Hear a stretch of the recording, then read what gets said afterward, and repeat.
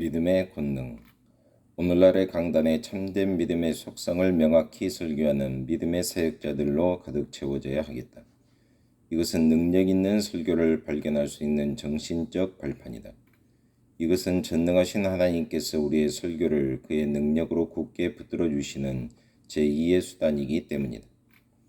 1. 믿음의 사람들. 존 칼빈은 믿음의 정의를 아주 잘 규정하였다. 우리에게 향하신 하나님의 자비하심에 대하여 우리가 확고부도한 지식을 가지고 있다면 비로소 우리는 믿음의 완전한 정의를 가질 수 있게 된다. 이것은 그리스도와 안에서 자유언약의 진리에서 발견되어지며 우리의 마음에 나타나고 성령에 의하여 우리의 마음에 인쳐진다.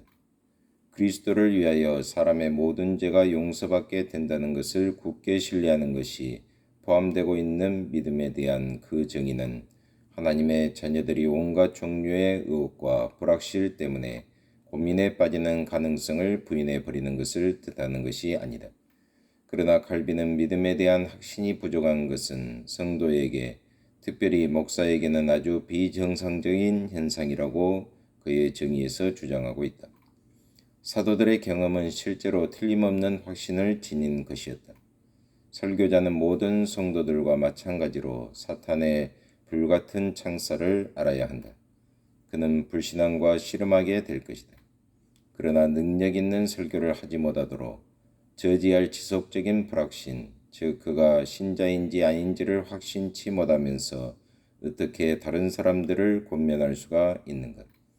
신약 성경에서 확신이란 모든 설교자들을 위한 교범이다. 베드로는 하나님께서 자기를 거듭나게 하사 산 소망이 있게 하신 것을 상기하고 있다. 베드로전서 1장 3절. 바울은 하나님의 아들께서 자기를 개인적으로 사랑하고 계심을 확신하고 있다.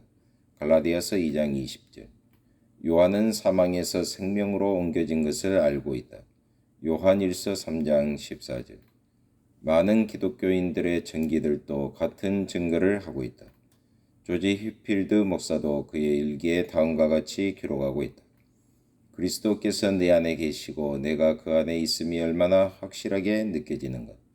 성령의 안위 안에서 동행하고 있는 자신을 날마다 느낀다.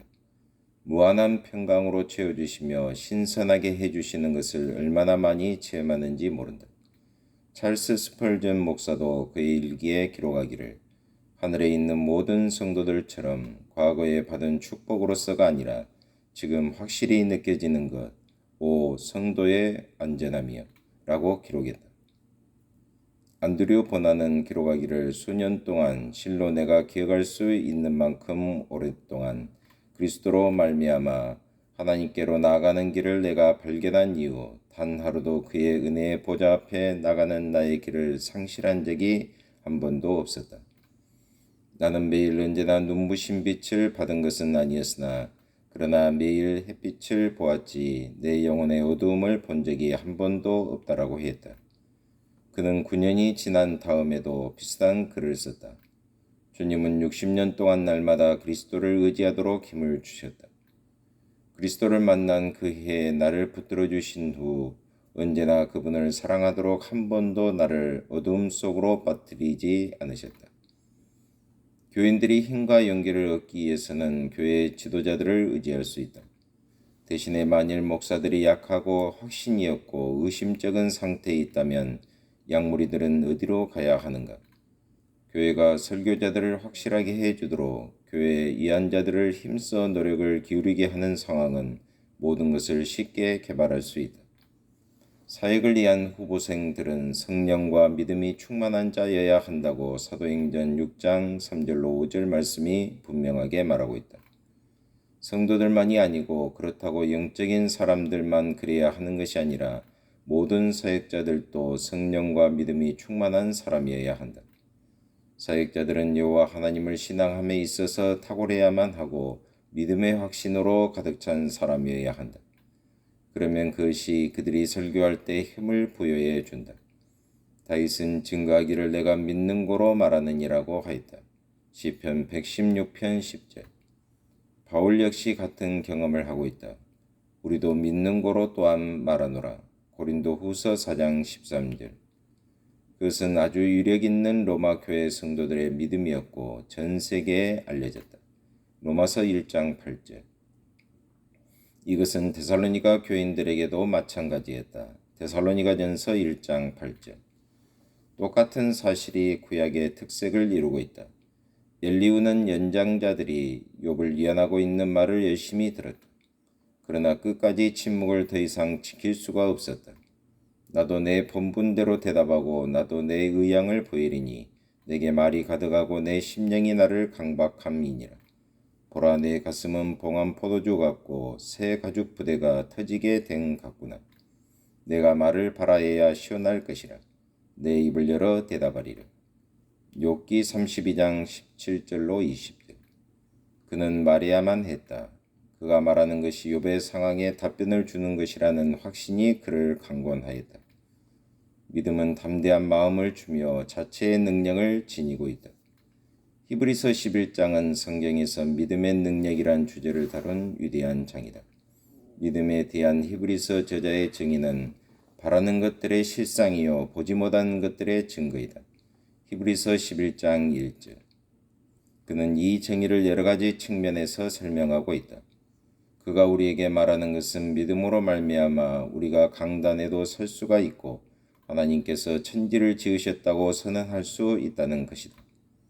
믿음으로 모든 세계가 하나님의 말씀으로 지어진 줄을 우리가 아나니 보이는 것은 나타난 것으로 말미암아 된 것이 아니니라. 히브리서 11장 3절. 설교자는 물체가 영원히 존재하는 것이 아니라고 학언할 수 있을 것이다. 그것은 단순히 갑작스럽게 폭발되어 나타난 것이 아니었다. 그렇다고 그것이 하나님의 본질에 대한 확산으로서 방사되어 나타난 것도 아니었다. 그것은 전능하신 하나님의 창조의 그 기용과 연속성을 두고 있다. 그것은 최고의 신이라든지 혹은 제1원인의 행동으로 된 것이 아니라 성경의 하나님의 말씀으로 된 것이요 갈보리 산상에서 죽으시고 우리의 칭의를 위하여 다시 사신 그의 아들 예수 그리스도 안에서 육신을 입으신 말씀으로 된 것이다. 그분의 말씀과 그분 자신에 의하여 모든 세계가 지어진 것이다. 전 세계의 기온과 움직임이 전능하신 하나님의 마음과 발언에서 기인된 것이다. 이것은 윤리, 구속 및 종말론을 위하여 창조론이 지닌 모든 함축들과 함께하는 기독교의 선포이다. 하나님 아버지 참으로 감사합니다. 오늘도 저희들에게 충만한 믿음을 주셔서 믿음으로 하나님을 기쁘시게 할 뿐만 아니라 강력한 말씀의 선포를 통해서 수많은 영혼들이 살아나는 놀라운 부흥을 저희들에게 주옵소서. 예수 그리스도의 이름으로 기도하옵나이다. 아멘.